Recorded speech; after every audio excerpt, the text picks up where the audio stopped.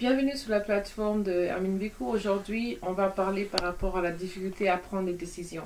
C'est un argument qu'on va commencer, je pense, c'est la première fois qu'on va toucher un argument en français pour parler des difficultés qu'on peut se rencontrer avec quand on veut prendre une décision. Et aujourd'hui, pour nous aider aussi, on a Koufou Imhotep Atumra de l'Académie de la culture noire qui va venir nous aider à bien naviguer sur le sujet et bien comprendre aussi pour d'autres paramètres qu'on peut prendre en considération et aussi d'où vient le problème qu'on peut retrouver à prendre des décisions. Donc sans plus autant tarder, je veux introduire Koufou Imhotep Atumra. Maître Nefer, soyez les bienvenus. Oui, le sujet est un sujet important. La difficulté à prendre une décision, pour certains d'entre nous, c'est quelque chose d'automatique. Et quand on voit quelqu'un douter ou tout simplement être bloqué devant la possibilité à prendre une décision, tout simplement on ne comprend pas. On ne comprend pas et généralement les uns sont accusés de fainéantise, de cowardise, ainsi de suite. Et tout simplement, et de l'autre côté, nous avons des gens qui prennent des décisions comme ça. Et on les trouve dangereux généralement dans la société. Dans la société, on dit que ce sont des gens dangereux parce qu'ils sont imprévisibles. Parce qu'à tout moment, ils décident quelque chose, ils vont dans cette direction, insouciants de ce que les autres appelleraient des conséquences. C'est tout simplement cette catégorie des gens qui ne se soucient pas trop des conséquences, qui sont plutôt dans l'aventure des choses. Alors, c'est quoi la source de ces deux choses? La psychologie des bases nous envoie rentrer à l'enfance. Parce que c'est toujours à la source que se trouve le problème. L'enfant né. Qu'est-ce qui va faire qu'à un moment donné, l'enfant se trouve, développe la cowardise, au point où nous pouvons dire, parler de la difficulté à prendre des décisions ou tout simplement de l'aptitude à prendre des décisions. Certains l'attribuent au signe zodiacal, au signe de naissance. Mais dans ce que nous appelons l'Académie de la culture noire kémétique, nous, justement, essayons d'apporter une approche, un point de vue propre de la cosmogonie, de la compréhension kémétique noire du monde. Nous relions ces problèmes plutôt à une question qui a à voir avec l'éducation. Je pense que l'éducation, en même temps, l'éducation, c'est un point très, très important parce que là, quand on prend l'inhabilité de prendre des décisions, c'est un problème qui touche les adultes, qui touche comme les enfants, par exemple, aussi. Et il y a plusieurs facteurs et j'ai vraiment aimé comment tu expliquais du fait que la personne peut être... on a l'indécisivité, la personne qui ne sait pas prendre des décisions, jusqu'à la personne qui prend des décisions sans se rendre compte des conséquences. Mais on a aussi l'appellation dans la société courante quand on dit qu'il y a que des imbéciles qui ne changent pas d'idée, par exemple. Donc on a la personne qui prend une idée et ne change pas, ce qu'on appelle tête dure, ou bien les personnes qui sont insensées, qui prennent une idée et ne changent pas. Et il y a toutes ces sortes de connotations sur ça.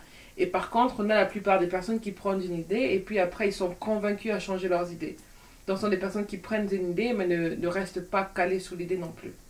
Aussi. Oui, nous aurons justement, il y a comme une ramification énorme. Tout dépend de l'emploi. Par exemple, il y a des choses comme pratique. On est en train de conduire. On doit tourner à gauche, on met le clignotant à gauche, on commence la manœuvre. On ne peut tout simplement au milieu des chemins décider de ne plus tourner à gauche, de tourner à droite. Il y a un accident. Ok? Et il y a des situations où on a été averti qu'il y a un danger devant nous. On a le choix de décider de continuer ou de retourner en arrière. On est têtu, on continue, on a des conséquences. Et il y a tout. Mais je pense que pour comprendre cela, il faut rentrer dans la psychologie des bases et rentrer dans l'enfance. Les premiers signes de ces manifestations se trouvent dans l'enfance. L'incapacité à vouloir prendre les décisions. Et généralement, il existe une éducation du genre, l'éducation du patronage. L'éducation du patronage, c'est ce que nous appelons dans le monde noir, l'éducation coloniale. Dans l'éducation coloniale, qu'est-ce qu'il est? Il existe toujours des noms. Et nous le voyons souvent. Et quand on dit chaque fois un nom à l'enfant, l'aptitude au nom, en fait, les personnes qui ont difficile à prendre des décisions sont des personnes qui ont tendance à dire non. Non. On va faire ça? Non. Vous voulez qu'on fasse ça? Non. Non, non. Et dans ces situations, ce sont les femmes, généralement, qui sont tendance à dire non. Ok?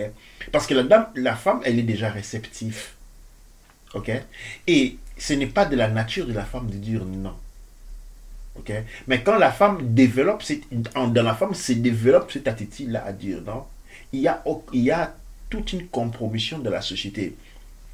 Le rôle de la femme est celui de guider la société, de conduire la société. Et le non, c'est un arrêt. On s'imagine sur ce point-là. Le non, c'est un arrêt. Le non, ça ne signifie pas un choix. Le non signifie arrêter le processus, il n'y a plus rien. C'est une fois que faisons l'autre ça, voyons ce qui est mieux. Non, c'est un non. Et ce non-là, on grandit avec. Pourquoi? Parce que dans la société et dans le monde là, l'éducation sur la femme, elle est très serrée. On coince la femme, la fille, jusqu'à devenir une femme de gauche et de droite. Elle est coincée de gauche, elle est coincée de droite. Il n'y a pas possibilité d'échappement. Et puis derrière, il y a un non. Elle ne doit que grandir, manger, grandir, attendre ce que la société va décider d'elle. Ou la faire marier, ou ainsi de suite. Donc, qu'est-ce qui va se passer? Donc, cette personne grandit dans cette situation, indépendamment qu'il s'agit d'un homme ou d'une femme, va développer l'incapacité à prendre les décisions. C'est cette incapacité, en réalité, correspond à la compromission de la démarche culturelle d'une société. Parce que l'éducation est donnée par la femme. C'est la femme qui donne l'éducation aux enfants. Ok? Maintenant, quand la femme, lui qui est censé donner l'éducation aux enfants, a été terminée, c'est-à-dire devant elle, elle a un bloc qui ne voit que les noms. Maintenant, elle contamine les garçons et les filles. Ce sont des enfants, elle va avoir des enfants à qui elle va devoir chaque fois dire non, non, non. Dans une deuxième génération, j'espère que vous avez déjà vu des personnes qui se bloquent devant les situations, ou qui commencent à trembler, ou les personnes seulement qui se pissent dans les habits. Eh bien, ce sont les enfants qui ont grandi des mamans qui ont été affectées du syndrome du non. Les syndromes du non bloquent. Et c'est très intéressant parce que le syndrome du non, c'est une chose que dans la communauté africaine, on a reconnu que les mamans disent tout le temps non. Et ça, c'est reconnu, on le sait qu'on dit toujours non.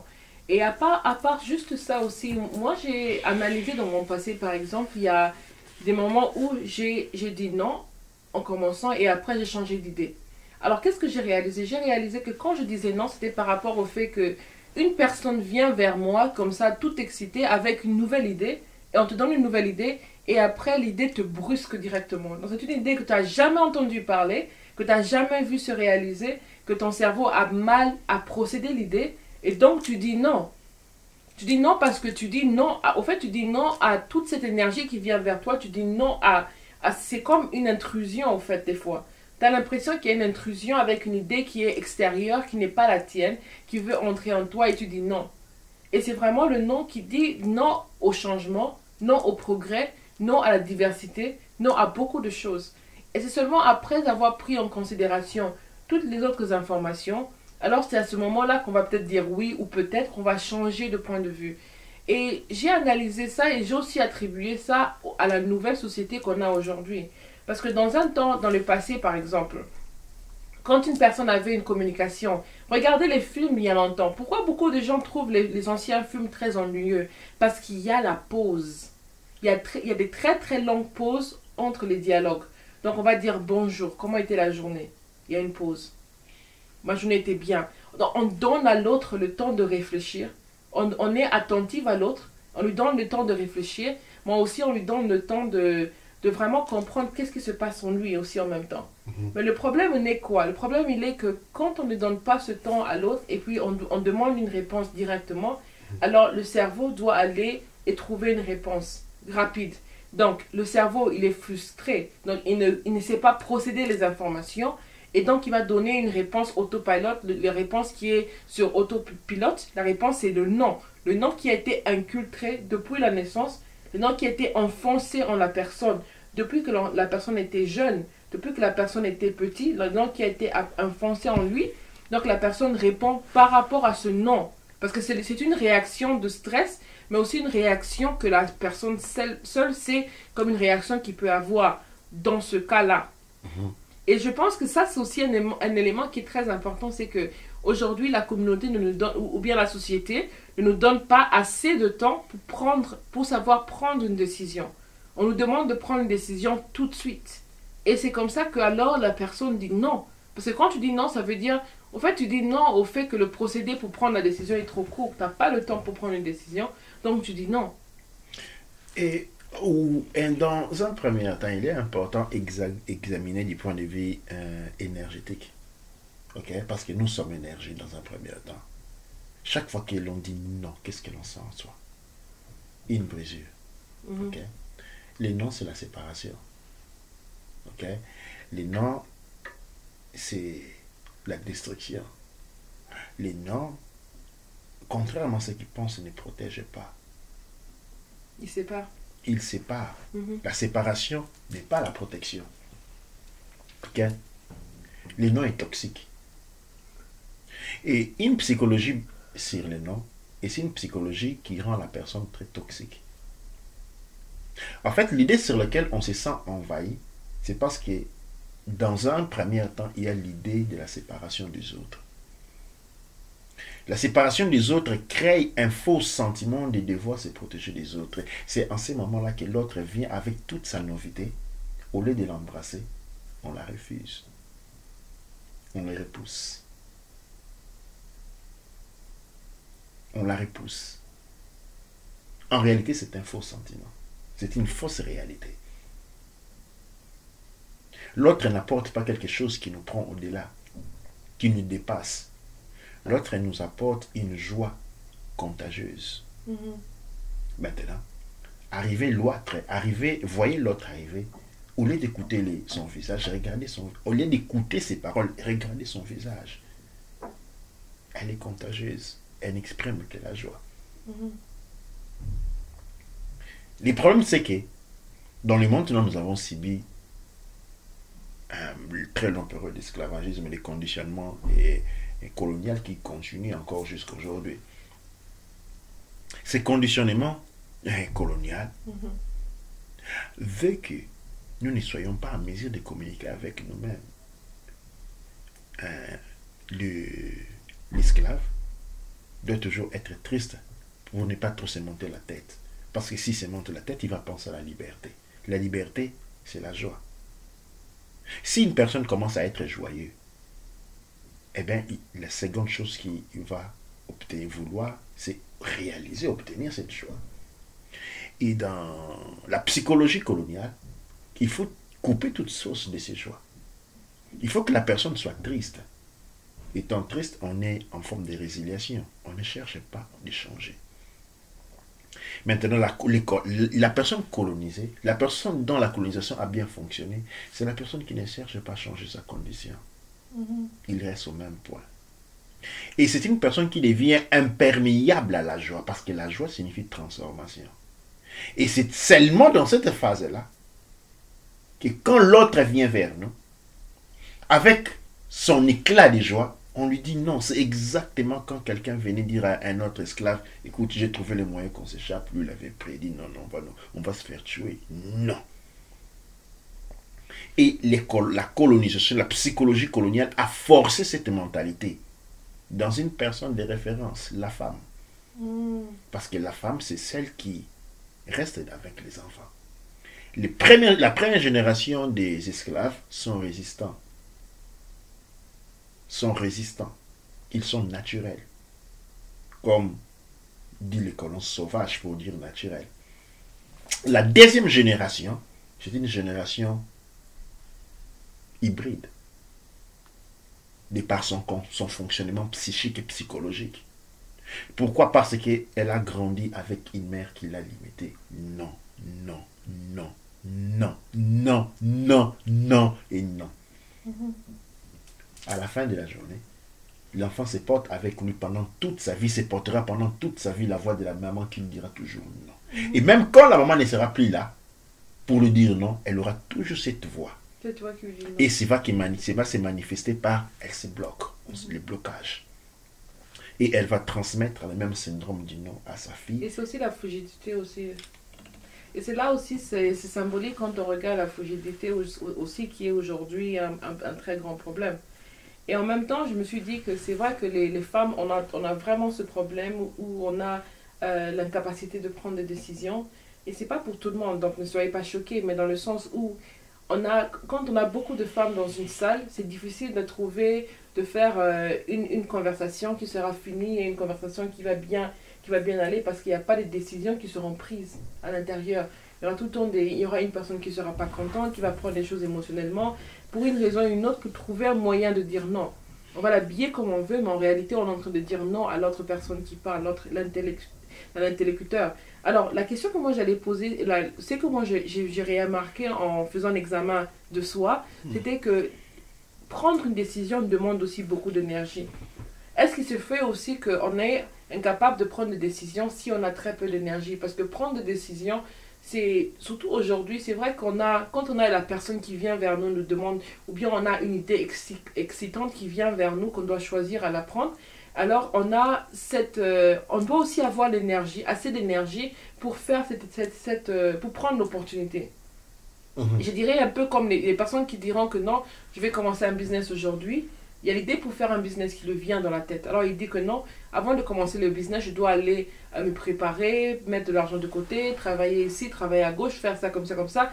Comme ça, je serai en mesure de commencer. Donc, il y a la préparation qui est une préparation d'une manière ou d'une autre un peu peut-être qualifiée, dans le sens où on veut se préparer pour avoir ce dont on a besoin pour y commencer. Ou encore la personne qui veut commencer à se lancer à faire des vidéos, alors il se dit que dès que j'ai un téléphone avec une caméra, ou dès que j'ai une sorte de caméra qui peut prendre, ou un ami qui peut me donner son équipement pour que je puisse commencer, je vais commencer. Parce que présentement, je n'ai pas d'équipement pour commencer à faire des vidéos.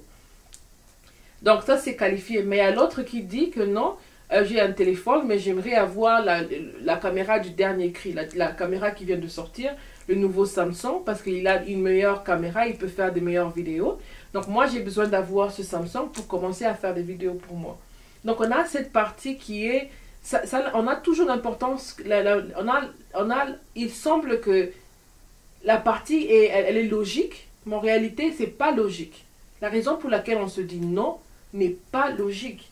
Et alors, la question que je me pose souvent, c'est que, qu'est-ce qu'on doit faire? Parce que souvent, pour moi, dans mon cas comme entrepreneur, j'ai des idées ou j'ai des possibilités, par exemple, à me lancer dans un projet, ou encore faire une application pour avoir un support, ou encore commencer un projet, proposer un projet à des partenaires. Mais qu'est-ce qui se passe? C'est qu'il se passe que j'ai l'idée, mais l'idée va rester en moi, parce que soit je me dis que je ne suis pas prête pour le faire, ou je ne sais pas comment la faire. Donc, je vais laisser l'idée en moi pendant une année, des fois même 2-3 ans, et je vais revenir à l'idée pour venir la faire.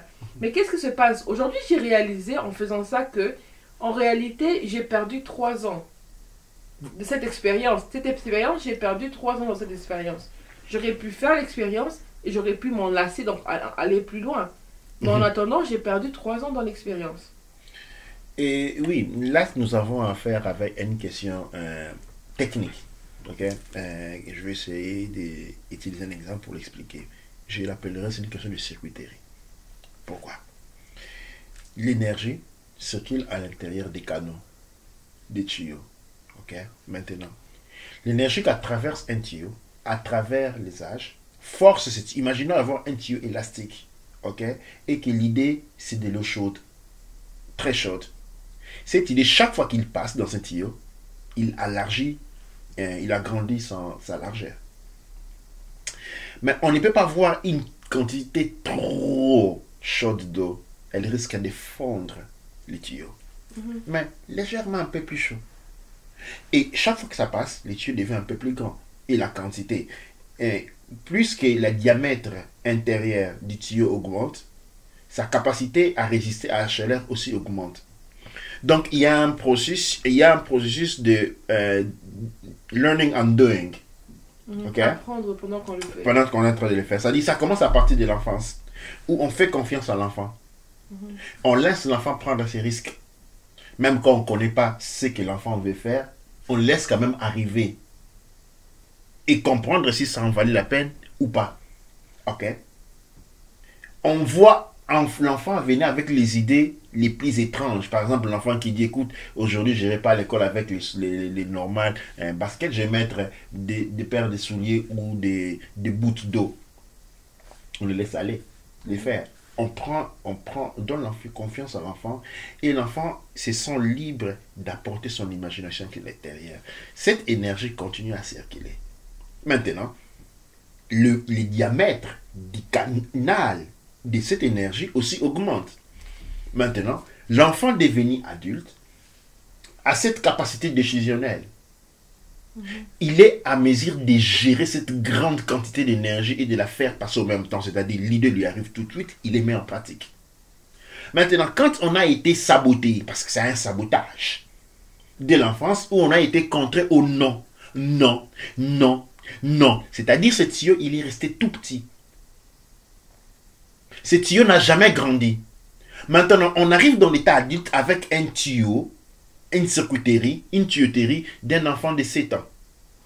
Maintenant, quand on a une grande énergie qui arrive, des grandes idées, des grands projets, bien qu'on est en mesure de résister à la température et que le tuyau ne va pas sauter, mais on a besoin de filtrer petit à petit. C'est maintenant, c'est que quelqu'un aurait pu faire d'un coup, on va le faire dans 3 ans. Parce que maintenant, on doit gérer cette masse énergétique. On doit la diminuer parce que l'espace pour passer est petit. Maintenant, ça va passer petit à petit, petit à petit, petit à petit, petit à petit. C'est comme ça que ça prend 3 ans pour le faire. Au bout de 3 ans, tu y arrives. Et tu te dis, ah, j'aurais pu les faire en un point. Mais en réalité, si on retournait, cela ne serait pas techniquement possible. Pas techniquement possible. Pourquoi? Parce que les présents, les passés et les futurs n'existent pas comme nous l'attendons. Ce que nous voyons, c'est l'ordre chronologique d'apparition et de disparition des choses. En réalité, et la thermodynamique nous vient en aide avec toutes les expériences. Les présents, les futurs et les passés circulent au même moment. C'est ce qui nous permet d'être en mesure de modifier des éléments dans les passés tout en étant dans le moment présent. Okay, à travers l'introspection. On peut en mesure d'enlever, c'est que dans l'académie de culture, nous avons ce qu'on appelle la thérapie de l'enfant intérieur, okay, qui peut être encore spécialisée dans l'objectif d'aller débloquer cet enfant qui est toujours effrayé. Parce que les petits enfants effrayés, il est toujours là. On est grand, on est énorme, on a 100 kilos, on a 70 kilos, on a 100 kilos. Mais les petits enfants de 40, de 12 kilos, 20 kilos, effrayés, à qui on dit toujours non, il est toujours là. L'enfant, on a toujours gueulé dessus. Quand il avait 3 ans. Toi, mauvais enfant, amène-toi au coin. Naughty boy. Maintenant, il a 60 ans, mais il est toujours là. Il est toujours là et ses comportements continuent à le vinculer. Ce qui fait que cette présence de l'enfant-là, c'est la permanence de cet enfant, maintient le tuyau petit. Ce n'est pas une question de temps. Il faut enlever ces blocages-là. Les tuyaux, à un moment donné, d'un coup, va avoir une modification. Wow. Et donc maintenant, si on veut maintenant commencer à faire le travail, parce qu'une de mes questions, c'était de comment faire pour recommencer à nourrir ses idées, comment faire pour recommencer à se donner confiance, et aussi à se donner confiance à son processus de prendre des décisions. Donc si maintenant on veut commencer à prendre des décisions plus rapidement, comment faire? Parce que moi, il y a une chose que je me dis, c'est qu'aujourd'hui, quand je vais prendre une décision, par exemple, je suis consciente que j'ai passé cette enfance, et alors je me donne du temps pour prendre des décisions, par exemple. Donc, une des choses que j'essaie de faire, c'est de, quand on me pose une question, au lieu de répondre directement, c'est de retenir et de prendre le temps et puis pour dire, et ensuite dire ce que je sens. Parce que la première réaction que je sens en moi, c'est le non. Donc je me donne le temps d'avaler ça et vraiment de laisser que ma vraie décision vienne, que j'écoute ma vraie vérité qui vient lentement. En même temps, c'est une des choses que je fais en ce moment pour exactement réaliser ça.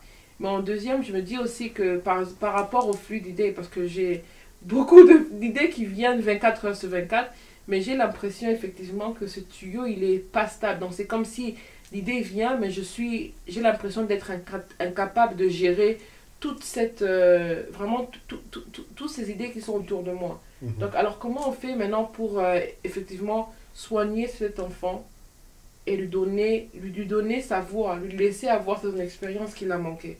Doit. D'où il suffit d'observer les enfants. Nous les adultes, par moi, les adultes, ont développé les soucis. Ok? Une des plus grandes religions qu'on a accordées à l'homme pour les maintenir dans l'état de prison, des prisonniers. Les soucis de voir les choses bien faites, les soucis de ceci, les soucis de cela, les soucis de ceci. Et ces soucis, il n'est jamais arrêté, il n'est jamais résolu. Il a tué des millions de personnes et encore on est convaincu qu'il doit pouvoir faire quelque chose pour eux.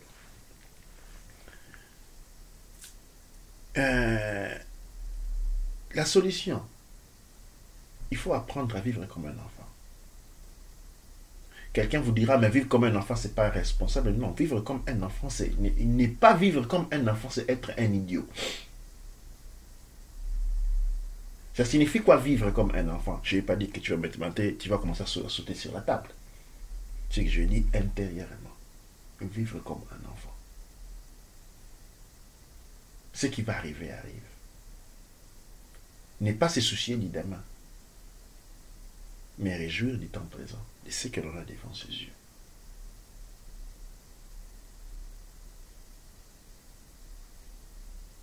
Quand on est devant des événements qui nous dépassent, on en choisit un. Quand on présente à un enfant 10 000 choses, il est un peu perdu et puis il en choisit un. Ce n'est pas être dans la confusion, ce n'est pas les problèmes. Les problèmes, c'est, comme on disait, l'incapacité à décider. Pourquoi? Parce que l'enfant, on lui met devant plusieurs choses, il va regarder, il peut faire regarder ses bras. En fait, l'enfant, s'il est en mesure de... Généralement, il prend deux choses. Il va prendre un biscuit, il va prendre un bonbon, et puis elle s'en va, sans s'occuper de ce qui est resté derrière. Elle ne veut pas commencer à penser, non, je prends deux côtes, chaque bisou, je vais mettre dans la poche. Non, non, vous ne verrez jamais un enfant faire ça. Il va prendre une chose avec un bras, une chose avec un bras, et puis il part, il va courir. Quand l'enfant court, il a oublié que tout ce qu'il y avait sur la table. Ça ne lui intéresse pas. Ça, c'est vivre à l'instant présent. Ne pas vivre cela, c'est se condamner dans les soucis. Pourquoi? Parce que pourquoi on se sent dans l'incapacité de prendre une décision, de faire un choix? C'est parce qu'on veut tout prendre. C'est ça la vérité. La vérité, c'est qu'on ne sait pas, ça c'est pas bon. Non, non, prends l'autre. Non, non, non, l'autre serait mieux. Non, non, l'autre c'est mieux. Parce que ce que l'on voudrait en réalité, c'est porter tout avec soi. Oui. Mais l'enfant, c'est quoi? L'enfant prend une chose, c'est tout. Écoute, une fois tu as. C'est-à-dire, tu es devant une décision. Tu es devant plusieurs. Être devant une décision, se retrouver à décider, c'est se retrouver devant plusieurs chemins. Qu'est-ce que l'enfant fait? L'enfant prend un chemin et puis il oublie tous les autres. Qu'est-ce que l'adulte fait? L'adulte prend un chemin en pensant, pendant qu'il est tenté de prendre un chemin, il est en train de penser, il ne pense pas au chemin qu'il est en train de prendre, il pense aux tous les autres chemins qu'il n'a pas pris. Et pendant tout le temps qu'il va marcher sur ces chemins-là, il ne va jamais être concentré sur ces chemins-là, il va être concentré sur tous les autres chemins qu'il n'avait pas pris. Ça, c'est une maladie de l'esprit. Absolument. C'est-à-dire quoi? Le trouble n'est pas réel. La confusion n'est pas réelle. Elle est même très simple. Quand tu as appris quelque chose, oublie. Ceux qui aiment les enseignements spirituels, on dit la main gauche ne doit pas savoir ce que la main droite est en train de faire. C'est aussi simple que cela. C'est ça que ça veut dire, au fait. Exactement. La main gauche ne doit pas savoir ce que la main droite est en train de faire. Ça signifie un fonctionnement à la fois. Quand tu prends une chose, tu vas par la voie. Ne te soucie pas des conséquences. Parce que ce que tu te trouves conséquence, les autres trouvent que c'est merveilleux. Absolument. Donc on doit avoir cette simplicité-là, cette légèreté dans la vie. De ne pas avoir les négatifs. En fait, dans la tradition, les négatifs n'existaient pas.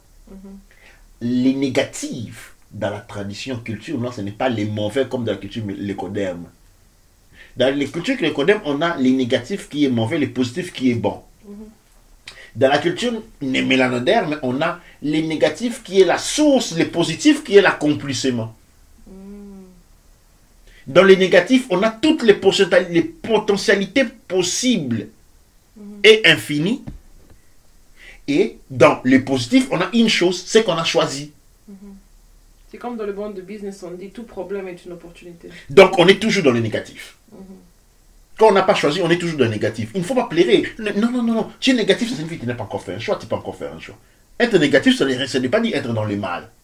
Quand on n'a pas encore choisi, on est dans les négatifs. On est ferme, on regarde les possibilités.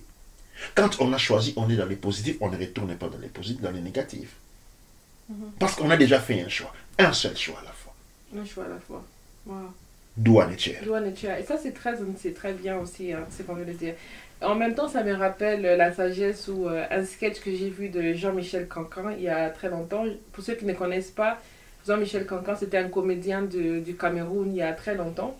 Et alors, quand il donnait son nom Jean-Michel, on demandait, on doit t'appeler Jean ou on doit t'appeler Michel. Alors il disait, si vous avez des problèmes pour choisir un nom, tu prends un, tu laisses l'autre.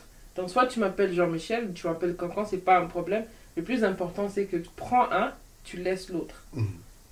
Et c'est vraiment ce qui m'aide aussi à prendre des décisions. Et quand je prends une décision, je me dis toujours, tu prends un, tu laisses l'autre. Et quand tu fais quelque chose, c'est savoir qu'en faisant un, tu laisses l'autre. Et si tu ne peux pas faire l'autre, soit tu peux revenir, tu peux faire ça plus tard dans un autre chemin, mais toujours, tu dois toujours prendre un et laisser l'autre en même temps. Et avec ça, je pense qu'on va passer dans les derniers mots de la fin. Ouais, juste un élément. Un des éléments qui distingue l'adulte de l'enfant, c'est que l'enfant est effrayable. L'adulte meurt de peur. L'enfant peut être effrayé. Mais l'enfant, généralement, dans la vie de tous les jours, ne vit pas dans la peur. Mais quand tu l'effraies, il est effrayé. Pendant que l'adulte vit dans un état constant de peur. Et toutes les décisions que l'adulte fait sont guidées par la peur. C'est à ce moment que les gens ont la difficulté à prendre des décisions. Parce qu'ils ne voient que les conséquences négatives. On dit les conséquences du mal. Ils ne voient que les mal. On vit dans le mal. Really hit the nerve there. Ça, c'est vraiment spot on. La vie dans le mal. Et on essaye de gérer ces mal, de prendre les mal mineurs. On essaie de prendre les mal mineurs. Chaque fois, on veut prendre les mal mineurs parce qu'on est convaincu. On est dans la psychologie des sept. Ou je dirais encore pire, la psychologie des APEP. Parce que 7, c'est seulement l'instance 0. Et Aussar, c'est l'instance 1. Et l'éducation que nous avons reçue, l'éducation que le plus ont reçue, c'était une éducation basée sur la peur. Parce que pourquoi on te dit non? Parce qu'il y aura des conséquences graves. Tu vas mourir, tu vas tomber, tout est mal. Et toute la vie est conçue sur les mal mineurs. Laisse-moi m'asseoir ici, n'est pas jouir de ma vie qui est mal mineur, parce que là je vais tomber me faire mal. Cette psychologie, ça c'est la maladie de la mort. De la mort non d'une personne, de la mort d'une société, de la mort d'une civilisation. Et la peur est en train de décimer la race des mélanodermes. Tous effrayés. Des riens. Parce que dans la peur, il n'y a rien. C'est la peur. Quand on rentre dans la peur, on trouve la peur d'avoir peur. Et il y a des gens qui ont peur d'avoir peur. La peur d'être oublié, la peur d'être seul. Exactement. La peur de rien. J'ai au fait une amie qui m'a dit une fois, elle a peur d'être oubliée. Je dis, mais depuis que tu es né, combien de personnes t'as déjà vu que tu as oublié? Combien de personnes t'ont ouvert la porte que tu as oublié? Combien de personnes t'ont dit bonjour que tu te rappelles même plus de leur nom? Ou quoi que ce soit. Et c'est vrai que on a tellement cette peur, et la peur en nous qui est la peur d'avoir peur, la peur de nous-mêmes. Parce que moi, des fois, je me rends compte qu'au fait, la personne qui m'effraie le plus, c'est moi-même. C'est mon propre potentiel. Et des fois, c'est toutes les idées qui viennent, et puis tu te dis, mais comment ton propre potentiel, ton monde zéro, qu'on t'a appris à appeler le monde négatif. Ta source. Là où tu es omnipuissant. C'est ce qui effraie les uns. Design. Donc c'est vraiment la partie de toi qui peut prendre toutes les décisions. Et c'est ça qui effraie. Et vraiment, je suis très très contente d'avoir passé ce temps ici ensemble et aussi d'avoir pu parler vraiment partager avec vous parce que c'est vraiment une réalisation que j'ai fait dans la voiture parce que je me suis rendu compte que, mais attends, au fait, beaucoup de décisions que j'ai pas prises il y a 2 3 ans et je suis venue les prendre maintenant. Simplement parce que j'avais peur de les prendre. Simplement parce que j'avais peur de les prendre, j'étais pas prête pour les prendre. Et après, Et les tuyauteries étaient petits, il fallait gérer, faire passer petit à il petit. fallait faire passer petit à petit pour agrandir le tuyau. Et c'est comme ça qu'aujourd'hui, je me suis dit, pourquoi pas agrandir le tuyau directement. Comme ça, on peut faire ses idées, se libérer et aller dans un monde où on n'a pas beaucoup de choses. Parce que qu'est-ce que c'est pas? C'est parce que quand emmagasine des idées, alors maintenant, je me suis retrouvée cette année surtout à faire des choses que j'aurais dû faire l'année passée, qui devraient être faites l'année passée. Et en cours, il y a beaucoup d'autres idées qui viennent en même temps qui ne peuvent pas être faites. Pourquoi? Parce qu'on doit regarder les anciennes idées. Donc c'est un peu comme si ce qui vient, qui est frais, ne peut pas être utilisé. On doit utiliser ce qui était d'abord avant. Pendant que si ça avait été utilisé quand on pouvait le faire, alors on aurait eu le temps pour se reposer et faire les choses gentiment et calmement aussi. Je pense que c'est vraiment intéressant pour ceux qui nous ont suivis. Si vous avez des questions, des commentaires, n'hésitez pas à nous les poser. Et nous espérons avoir plusieurs commentaires pareils, parler avec plusieurs personnes, discuter de ce que nous recevons et comprendre encore plus de ce que nous sommes vraiment, réellement. Et de grandir et vraiment d'avoir une communauté qui est embellie, une communauté qui est une communauté parfaite où les personnes travaillent fort pour eux-mêmes d'abord, pour grandir et pour le futur, nos enfants qui sont le futur de demain. Douat. Merci beaucoup pour ceux qui nous ont écoutés. Douane cher, et comme toujours, dans la phase conclusive de toute notre rencontre, nous retournons vers Amon Ra et nous disons Amasu Empa Emra Sangsu Emenra Empa Emra Aou Kuaura Manketipa Erura.